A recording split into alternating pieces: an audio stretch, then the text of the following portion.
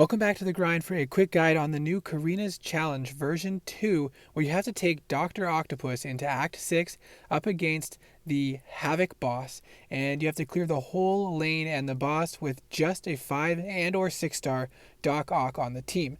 Now I do apologize for my voice. I recently had a surgery on my vocal cords and I'm still recovering, so I have to take it a little easy, and my voice is not yet back to 100%. So you can play Doc Ock a couple of ways. One of them is by throwing your special 2 and then permanently locking down the opponent's power and doing intercepting. You'll also permanently heal block the opponent, and you can, if you're quick enough, get to a special 1 to refresh those debuffs, and then again intercept and backdraft intercept and continue that cycle the entire fight. And this is great because the path we're going to be taking is the unblockable finale.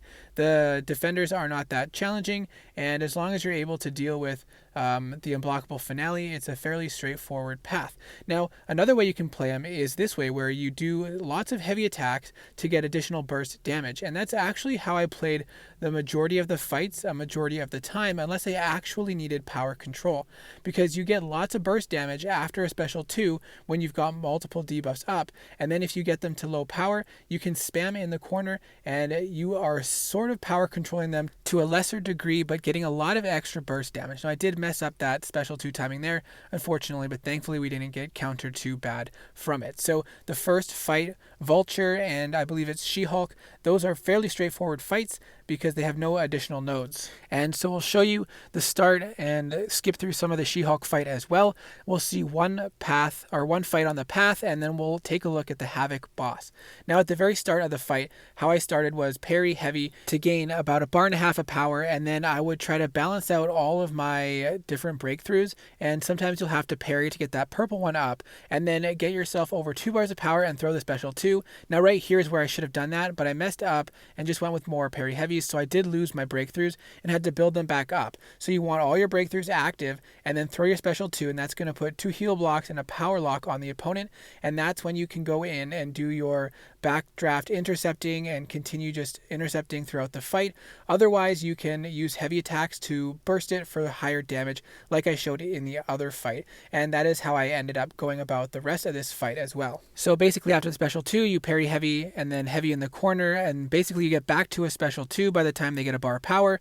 You bait out that special attack and then throw your special 2, or vice versa, and then you can continue to heavy spam in the corner for the lots of extra burst damage. And that's basically, like I said, the strategy I use for a majority of the fights, except situations where I needed power control. For example, because we do have unblockable finale on the lane, I most of the time used the last 25% of the fight as a power control fight, or if I already had drained their power, I would just spam heavy and finish off the fight. Now this is one of the fights from the path. This is Gold Pool. He also has healing on the path, so we're going to get to showcase some of Dr. Octopus's potential to steal power.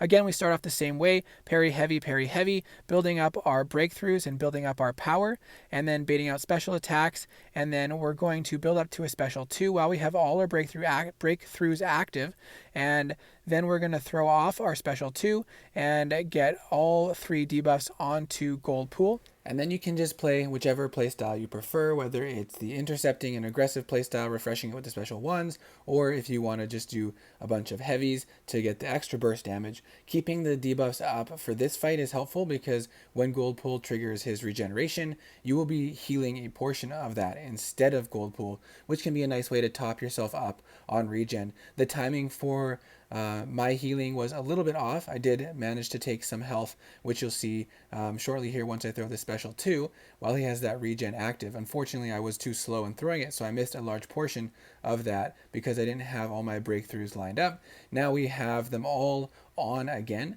and we're going to go to refresh them with the special 1, and we have the regen that we're gaining some now, but I ended up killing him a little bit earlier than I needed to. The main fight I want to focus on is how to take down Havok, and it can actually be very simple. I do recommend just doing parry heavies at the start. I did mess up a reparry there, but now I'm sticking to just parry heavies, and this is going to continue to power drain him.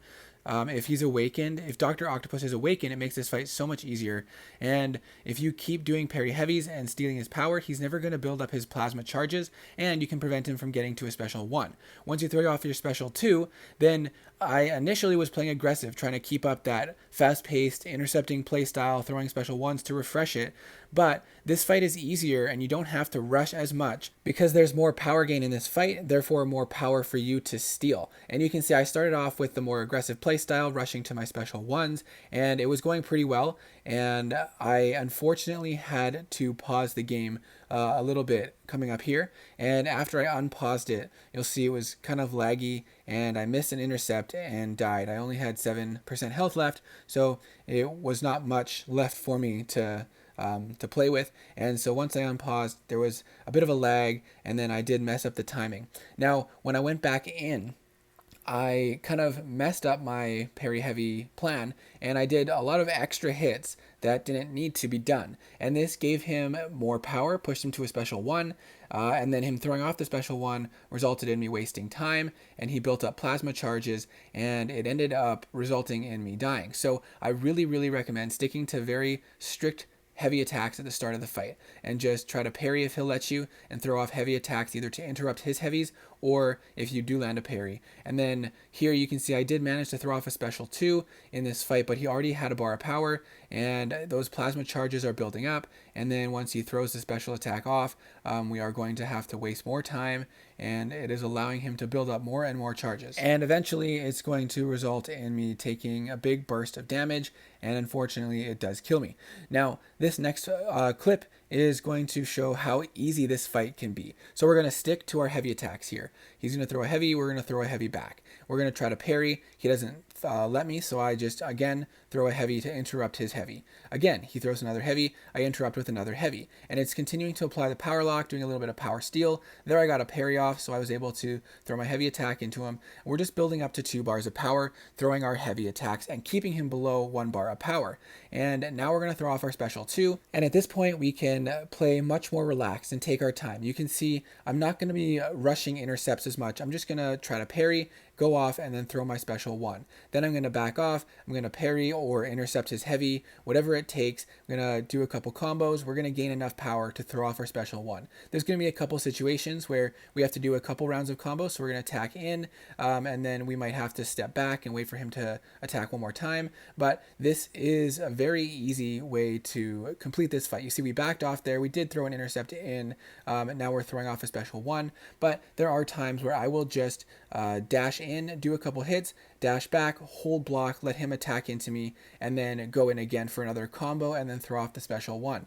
And you can play this much more cautiously. Here we go. I backed off, waited for him to attack back in, did a reparry, threw off a full combo and then a special 1. And we're gaining more power than we typically would, which is allowing us to play at a much more relaxed pace to really lock down this fight with safety. So you don't have to rush it, you don't have to throw intercepts in and play risky to keep that fast pace up. You can play very cautious, very casual, very safe and slow, and just continue building up to your special 1 to refresh those debuffs, and Havok will never get 1 bar of power. As long as you start the fight with parry heavies, you can get into this lockdown state very simply and very easy, and it is very easy to maintain because of the increased power gain that is in this matchup, which again, if you're awakened, you'll be stealing more power as a result. So I really do hope that this video was helpful. Let me know what your thoughts are. Let me know how this run went for you, and I do hope to see you in the next video.